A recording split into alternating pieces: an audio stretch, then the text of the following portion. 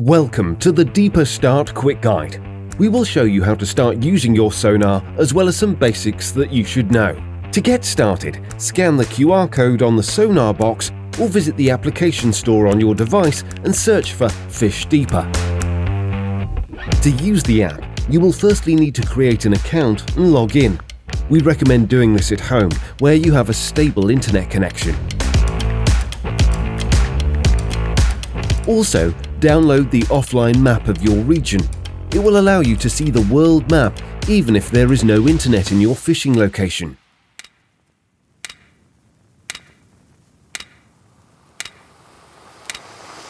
Before using your sonar, make sure to charge it. Once the light stops flashing and becomes constant, it means your sonar is fully charged. To connect your sonar, place it in water. Then, go to your phone settings and open your Wi-Fi networks. Find the Deeper Wi-Fi network and connect to it. Once connected, open Fish Deeper.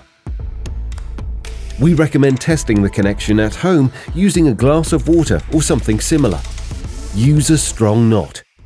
Before casting, make sure your line is not tangled at the tip and will pass through cleanly without the bail closing.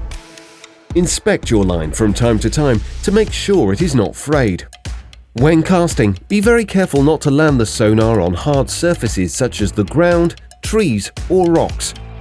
Deeper sonars are capable of maintaining a connection at very long distances, but there are a few things to keep in mind if you wish to achieve the maximum range. First, let's set up your smartphone or tablet.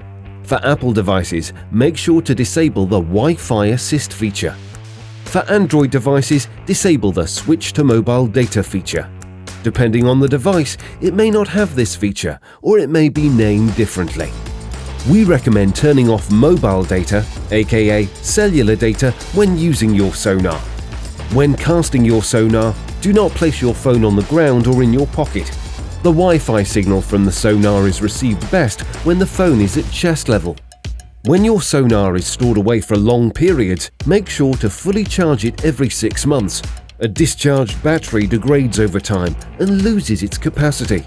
If your sonar's water contacts look dirty or discolored, use a rough sponge to clean them. This will prevent the sonar from not being able to detect water.